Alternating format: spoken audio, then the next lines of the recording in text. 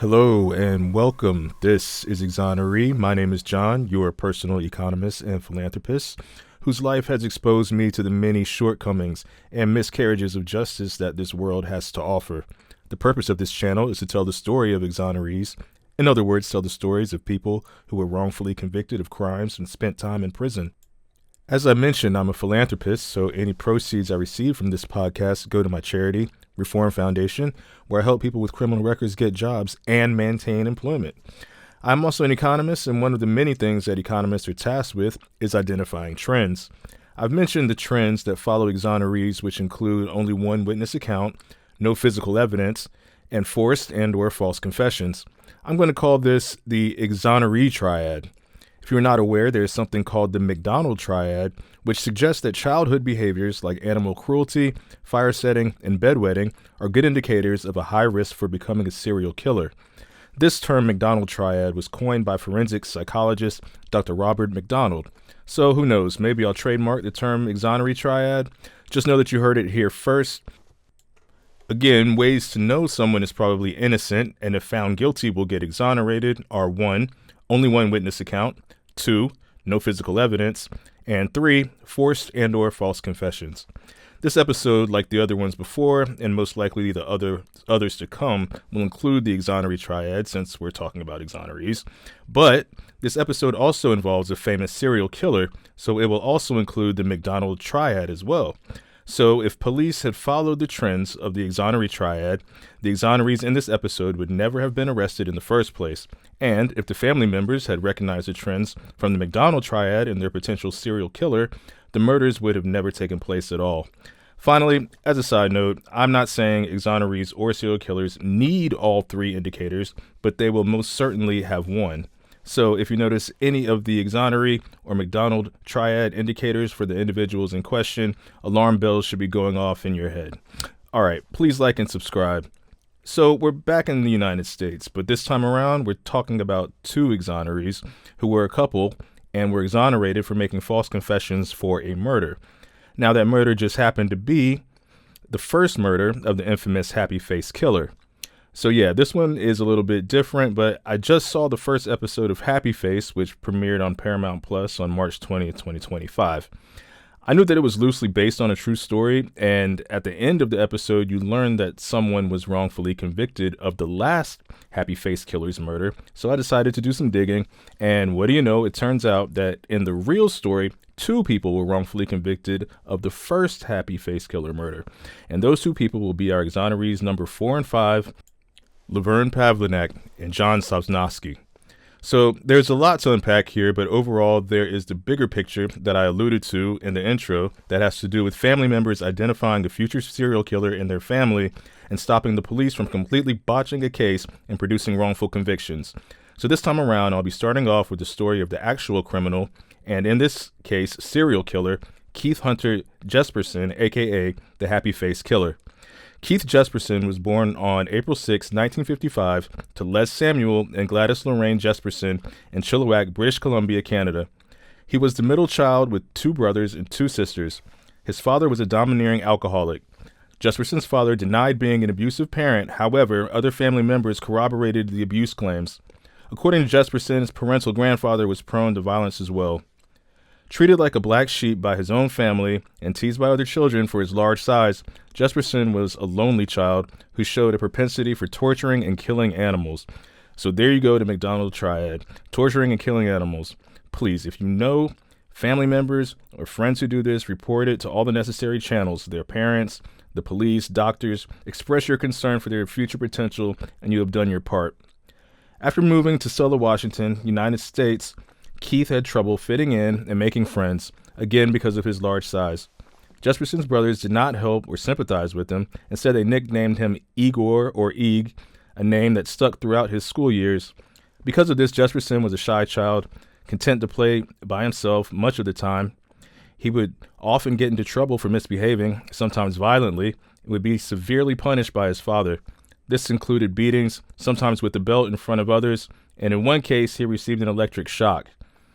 At a very early age, as young as 5, Jesperson would capture and torture animals.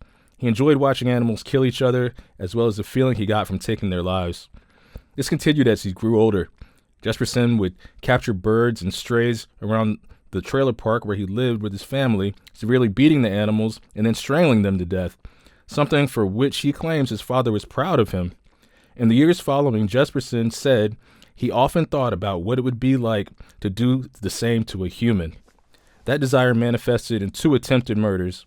The first occurred when Jesperson was around 10 years old, and he was friends with a boy named Martin. The two would often get into trouble together, and Jesperson claimed he was often punished many times for things Martin had done and shifted the blame. This led Jesperson to violently attack Martin until his father pulled him away. He later claimed his intention was to kill the boy. Approximately 1 year later, Jesperson was swimming in a lake when another boy held him underwater until he blacked out. Sometime later at a public pool, Jesperson attempted to drown the boy by holding his head under the water till a lifeguard pulled him away.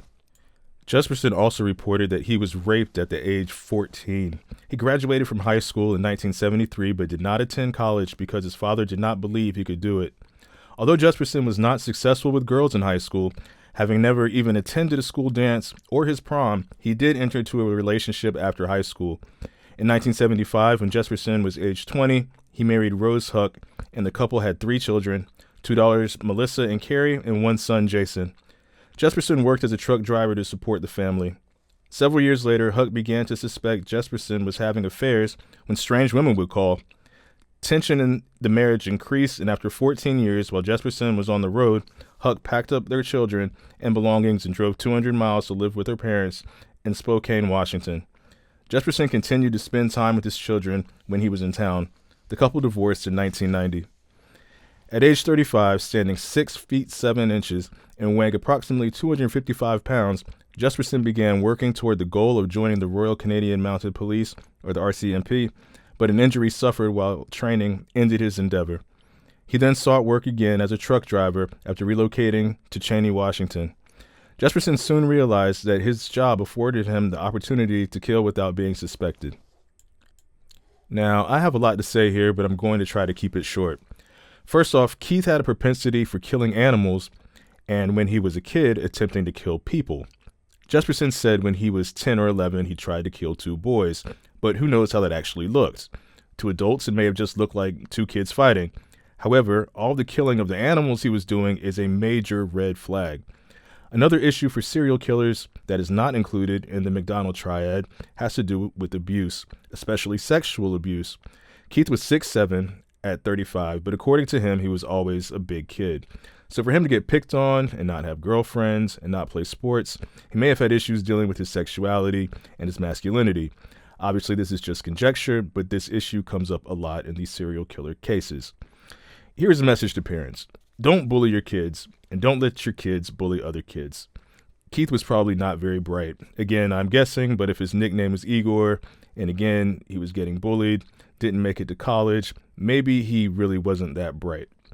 I know Canada is different when it comes to sports. However, there is no reason why a kid that big is not playing hockey or basketball or baseball or some other sport and making friends that way. And instead of school or college, he could have gone to the military. He said he was injured when he went to the police academy. I just think that with the right support system and minus all the bullying at that size, Keith could have gone on to do a lot more than become a truck driver. So going back to the inspiration for this episode, the show on Paramount Plus called Happy Face is loosely based on Jesperson's relationship with his daughter, Melissa Moore, while she is an adult. She also is a co-producer on the show, which premise all stems back to 2008 when Melissa appeared on Dr. Phil to talk about her father. She was also featured on an episode of Evil Lives Here, the Oprah Winfrey Show, the Lifetime Movies Network series Monster in My Family, and a 2020 special on ABC. She was a correspondent for Crime Watch Daily. In 2008, Moore also published a book titled Shattered Silence, The Untold Story of a Serial Killer's Daughter. Moore recounts living with Jesperson until her parents' 1990 divorce and noticing how her father was different when she was in elementary school. Their house bordered an apple orchard, and Jesperson killed stray cats and gophers that wandered nearby. One day she watched, horrified, as he hung stray kittens from the family's clothesline. She ran to get her mother, and when they returned, the kittens lay on the ground dead. He had watched and laughed as the kittens clawed each other to escape, then he killed them. In November 2014, she wrote an article about her father for the BBC. So even while Jesperson was an adult, he was killing animals.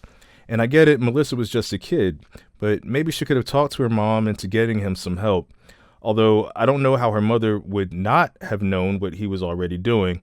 Again, this type of unusual behavior should be reported before it gets out of hand. So that is a little background on Keith. Keith Hunter Jesperson, again born April 6, 1955, is a Canadian-American serial killer who murdered at least 8 women in the United States during the early 1990s. He was known as the Happy Face Killer because he drew smiley faces on his many letters to the media and authorities. Many of Jesperson's victims were sex workers and transients who had no connection to him. Strangulation was his preferred method of murdering, the same method he often used to kill animals as a child. After the body of Jesperson's first victim, Tanya Bennett, was found, media attention surrounded Lorane Pavlinac, a woman who falsely confessed to Bennett's murder with the help of her abusive boyfriend, John Sosnovske.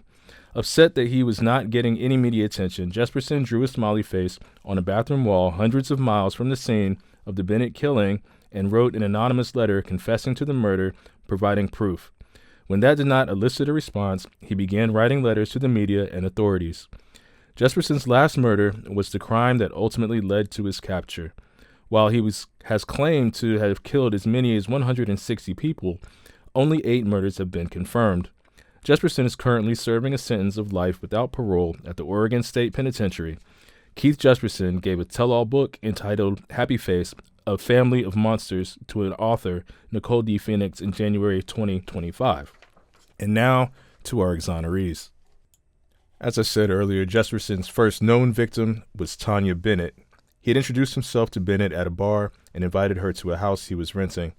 After getting in an argument with Bennett, he strangled her to death with his hands and disposed of her body.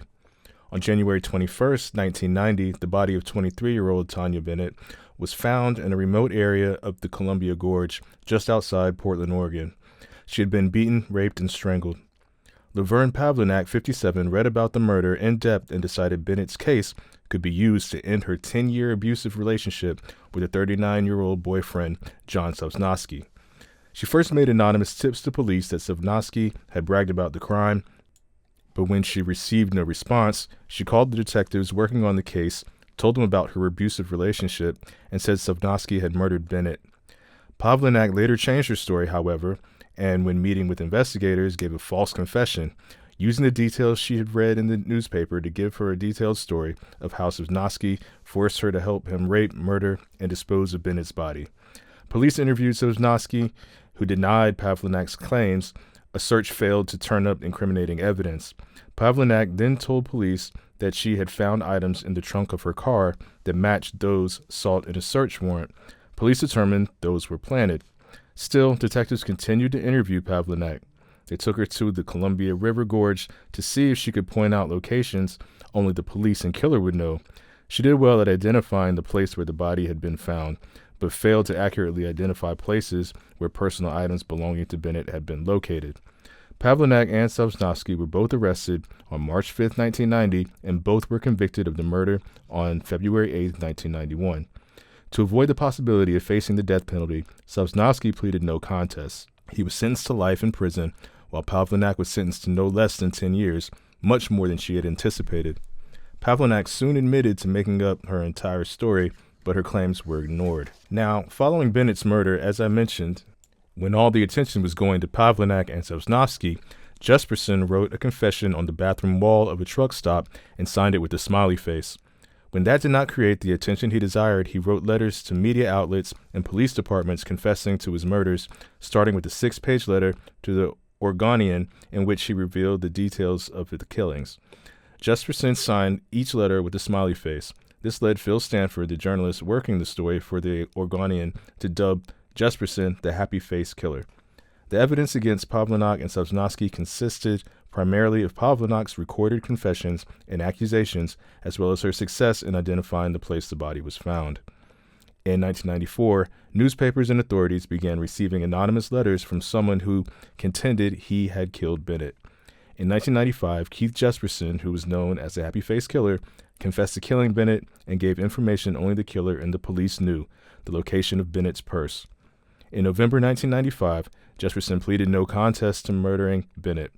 On November 27, 1995, based on Jesperson's confession and at the insistence of prosecutors, a Marion County Circuit Judge ordered Pavlinac and Sosnovske released.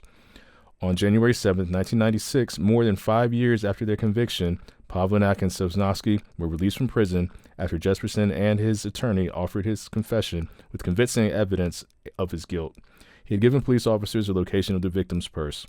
The purse had not been found at the crime scene, and its location was considered information only the killer would know. Sosnovske's conviction was set aside for violation of his civil rights.